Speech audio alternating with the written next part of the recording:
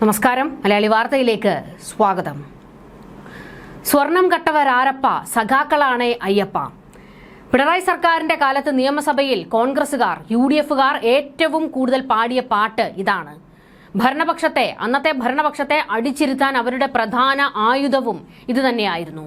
പിന്നീട് നിയമസഭാ തെരഞ്ഞെടുപ്പിലും പ്രചാരണ ആയുധം ഇത് തന്നെയായിരുന്നു. എല്ലായിടത്തും സ്വർണം കട്ടവരാരപ്പ, സഖാക്കളാണേ അയ്യപ്പ എന്നുള്ള പാട്ട്. പിന്നീട് നമ്മൾ കണ്ടതായിരുന്നു ഈ പാട്ട് പാടി ഭരണപക്ഷവും പ്രതിപക്ഷവും നേർക്കുനേർ കൊമ്പുകോർക്കുന്നത്. അതായത് പിണറായി സർക്കാരിന്റെ കാലത്ത് സ്വർണം കട്ടവരാരപ്പ, സഖാക്കളാണേ അയ്യപ്പ എന്ന് VD സതീശൻ ഉൾപ്പെടെ എല്ലാ നേതാക്കളും നിയമസഭയിൽ ഈ പാട്ട് പാടി.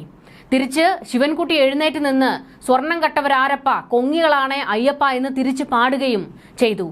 അങ്ങ് സോണിയാഗാന്ധിയുടെ വീട്ടിൽ പോയി റെയ്ഡ് നടത്തണമെന്നും സോണിയാഗാന്ധിയെ അറസ്റ്റ് ചെയ്യണം എന്നുവരെയും ശിവൻകുട്ടി വലിയ ആഹ്വാനം ഉന്നയിക്കുകയും ഒക്കെ ചെയ്തിരുന്നു. എന്നാൽ അതിനെല്ലാം ഇവർ നേരിട്ടത് അകത്തായത് മുഴുവൻ CPMന്റെ ആൾക്കാരാണ് എന്ന് പറഞ്ഞുകൊണ്ടായിരുന്നു.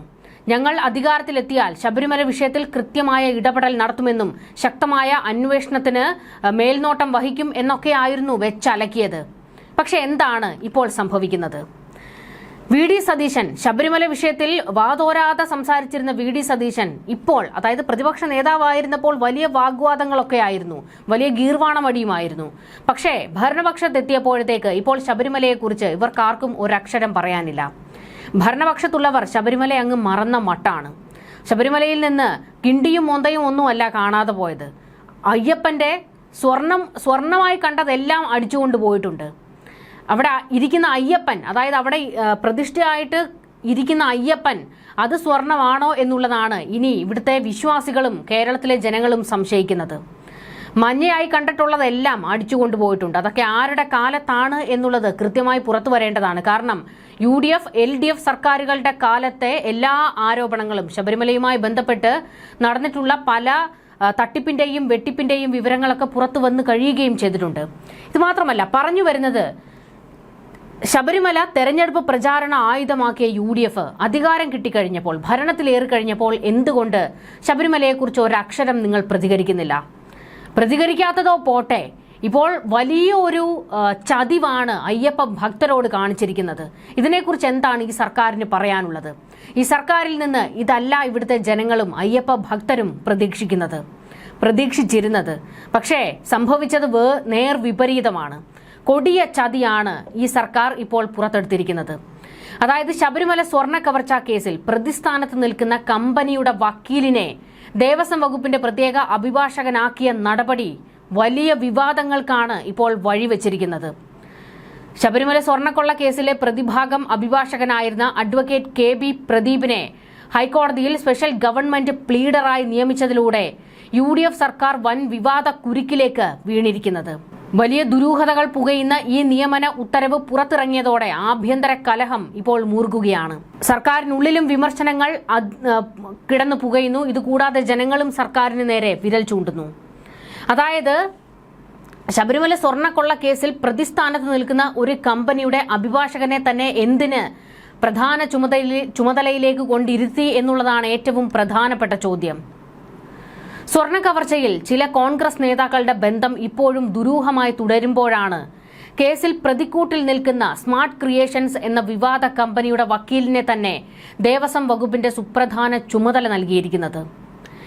ഇതുവരെ സീനിയർ ഗവൺമെന്റ് പ്ലീഡർ പദവി മാത്രമുണ്ടായിരുന്ന സ്ഥാനത്താണ് അഡ്വക്കേറ്റ് KB പ്രദീപിന് വേണ്ടി സ്പെഷ്യൽ ഗവൺമെന്റ് പ്ലീഡർ എന്ന പദവി സർക്കാർ പ്രത്യേകമായി ഉണ്ടാക്കി നൽകിയത്. ഈ വിചിത്ര നിയമനത്തിനെതിരെ കോൺഗ്രസ് പാർട്ടിക്കുള്ളിൽ തന്നെ കടുത്ത അമർഷമാണ് പുകയുന്നത്. സണ്ണി ജോസഫിന്റെ അളിയനെ പേഴ്സണൽ സ്റ്റാഫിന്റെ സ്ഥാനത്ത് നിന്ന് പുറത്താക്കിയതുപോലെ ഈ തെറ്റായ നിയമനവും റദ്ദാക്കാൻ സർക്കാർ തയ്യാറാകുമോ എന്നതാണ് ഉയർന്ന പ്രധാനപ്പെട്ട ചോദ്യം. ഇവിടെ അതിനേക്കാൾ പ്രധാനപ്പെട്ട ഒരു ചോദ്യം, ഒരു തസ്തിക തന്നെ അങ്ങ് രൂപീകരിച്ച് ഈ പ്രദീപിനെ അവിടെ കൊണ്ട് നിയമിക്കാൻ മാത്രം എന്ത് ബന്ധമാണുള്ളത്? എന്തെങ്കിലും ഉദ്ദിഷ്ടകാര്യത്തിനുള്ള ഉപകാര സ്മരണയാണോ ഈ നടന്നിരിക്കുന്നത്? കാരണം അടൂർ പ്രകാശും ആന്റോ ആന്റണിയുമൊക്കെ ശബരിമല സ്വർണ്ണക്കൊള്ളയുമായി ബന്ധപ്പെട്ട് ഉയർന്ന ആരോപണത്തിലേക്ക് വന്ന ആൾക്കാരാണ്. UDF സർക്കാരിന്റെ കാലത്തും ശബരിമലയിൽ വൻ കൊള്ളകൾ നടന്നിട്ടുണ്ട് എന്നുള്ള വലിയ വിവാദം ഇപ്പോഴും നിൽക്കുന്നുണ്ട്. അപ്പോൾ അതുമാത്രമല്ല, ശബരിമലയുമായി ബന്ധപ്പെട്ട കേസിൽ കോടതിയിൽ അന്വേഷണം നടന്നുകൊണ്ടിരിക്കുന്നതേ ഉള്ളൂ. കോടതിയുടെ മേൽനോട്ടത്തിൽ അന്വേഷണം നടന്നുകൊണ്ടിരിക്കുന്നതേ ഉള്ളൂ. ഈ ഒരു ഘട്ടത്തിലാണ് ഇത്രത്തോളം വലിയൊരു വിവാദപരമായ നീക്കം സർക്കാർ നടത്തിയിരിക്കുന്നത്. ഇത് അത്ര നിസ്സാരമായി കാണാൻ കഴിയുന്നതല്ല. പ്രദീപിനോട് ഇത്ര കൂറ് കാണിക്കാൻ മാത്രം എന്താണ് ബന്ധം? അടിത്തട്ടിലൂടെ എന്തെങ്കിലും ബന്ധം ഉണ്ടോ എന്നുള്ളതാണ് ഏറ്റവും പ്രധാനപ്പെട്ട ചോദ്യം. ഇതിന് സർക്കാർ മറുപടി നൽകണം. ഈ വിവാദ നിയമനത്തിൽ ദുർബലമായ ന്യായീകരണവുമായി ദേവസ്വം മന്ത്രി കെ മുരളീധരൻ രംഗത്തെത്തിയത് വലിയ തിരിച്ചടിയായിട്ടുണ്ട്. നിയമനം നടത്തിയത് മുഖ്യമന്ത്രിയാണെന്നും അതിനുള്ള സ്വാതന്ത്ര്യം അദ്ദേഹത്തിനുണ്ട് എന്നും പറഞ്ഞ മുരളീധരൻ അതിൽ താൻ ഇടപെടില്ല എന്നാണ് വ്യക്തമാക്കിയത്. എന്നാൽ ഇതിന് പിന്നാലെ മന്ത്രി പറഞ്ഞ ന്യായീകരണമാണ് വൻ നാണക്കേടായി മാറിയത്. പ്രതിയുടെ ദൗർബല്യം അറിയുന്ന ഒരാൾ അഭിഭാഷകനായി വരുന്നത് നല്ലതല്ലേ എന്നായിരുന്നു മുരളീധരന്റെ ചോദ്യം. സ്വർണ്ണ കവർച്ച കേസ് അട്ടിമറിക്കാൻ പ്രതിഭാഗം വക്കീലിനെ തന്നെ സർക്കാർ പക്ഷത്ത് എത്തിച്ചതിനെ മന്ത്രി ന്യായീകരിച്ചത് രാഷ്ട്രീയ എതിരാളികൾക്ക് വലിയ ആയുധമായി മാറിയിരിക്കുകയാണ്. സ്വന്തം വകുപ്പിലെ നിയമനത്തിൽ നിസ്സഹായനായി നിൽക്കേണ്ടി വന്ന മുരളീധരൻ തികഞ്ഞ അതൃപ്തിയിലാണെന്നാണ് സൂചനകൾ. ശബരിമലയിലെ ദ്വാരപാലക ശില്പപാളികളിലെയും ശ്രീകോവിലിന്റെ വാതിൽപ്പടിയിലെയും കോടിക്കണക്കിന് രൂപയുടെ സ്വർണം കവർന്ന കേസിൽ മുഖ്യപ്രതിയായ ഉണ്ണികൃഷ്ണൻ പോറ്റിയുമായി നേരിട്ട് ബന്ധമുള്ള സ്ഥാപനമാണ് ചെന്നൈ ആസ്ഥാനമായ സ്മാർട്ട് ക്രിയേഷൻസ്. ശബരിമലയിൽ നിന്നും ഇളക്കിയെടുത്ത പാളികൾ ചെന്നൈയിലെ ഈ സ്ഥാപനത്തിൽ എത്തിച്ചാണ് സ്വർണം മുഴുവൻ വേർതിരിച്ചെടുത്തത്. സ്വർണം പൂശാനായി ശരിയായ സാങ്കേതിക വിദ്യ അല്ല ഇവർ ഉപയോഗിച്ചതെന്ന് കോടതി തന്നെ മുൻപ് വ്യക്തമാക്കിയിട്ടുള്ളതാണ്.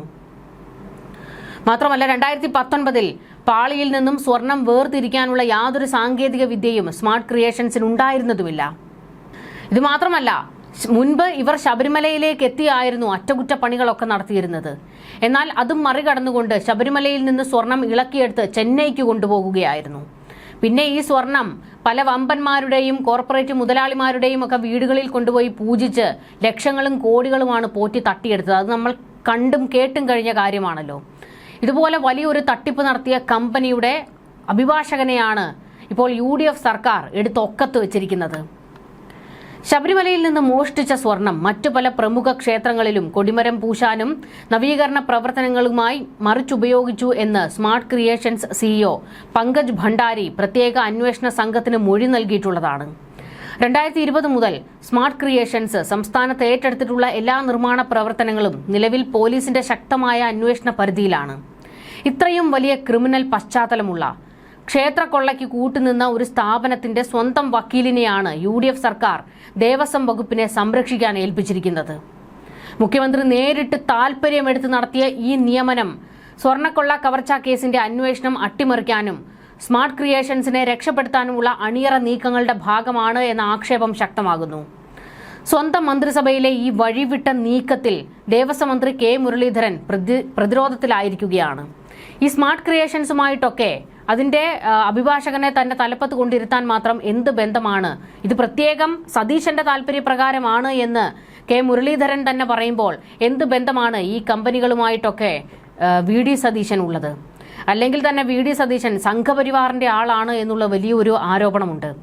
അദാനിയുടെ പ്രിയപ്പെട്ടവനാണ് സതീശൻ എന്നൊക്കെയുള്ള വലിയ ആരോപണങ്ങൾ കറങ്ങുകയാണ്. അതിന്റെ കൂട്ടത്തിലാണ് ഇപ്പോൾ ശബരിമല കൊള്ളയുമായി ബന്ധപ്പെട്ട് പ്രതിപട്ടികയിലുള്ള കമ്പനിയുടെ അഭിഭാഷകനെ തന്നെ തലപ്പത്ത് കൊണ്ടിരുത്തിയിരിക്കുന്നത്. ഇത് എന്തൊക്കെയോ ഉദ്ദിഷ്ട കാര്യത്തിന്റെ ഉപകാര സ്മരണയാണ് എന്നുള്ളതാണ് ഏറ്റവും പ്രധാനമായി ഉയർന്നു വരുന്ന ആരോപണം. വരും ദിവസങ്ങളിൽ ഇത് വലിയ വിവാദങ്ങളിലേക്ക് വഴിവെക്കും.